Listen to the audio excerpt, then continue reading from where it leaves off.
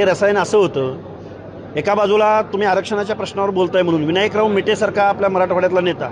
त्यांना सुद्धा जवळ घेणारे माननीय गोपीनाथराव मुंडे साहेबच होते.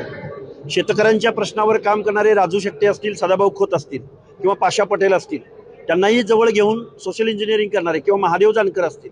किंवा रामदासजी आठवले असतील, या इथल्या वर्षानुवर्षे पिढ्यानपिढ्या सत्तेमध्ये असणाऱ्या प्रस्थापितांच्या सत्तेला हादरा दिला तो लोकनेते गोपीनाथराव मुंडे साहेबांनी. म्हणून मुंडे साहेबांचा जेवढा वकूब होता, जेवढं या महाराष्ट्राच्या जनमानसावर छाप होती, म्हणजे एका बाजूला उदयनराजे महाराज आणि दुसऱ्या बाजूला ऊसतोड मजूर करणारा मजूर,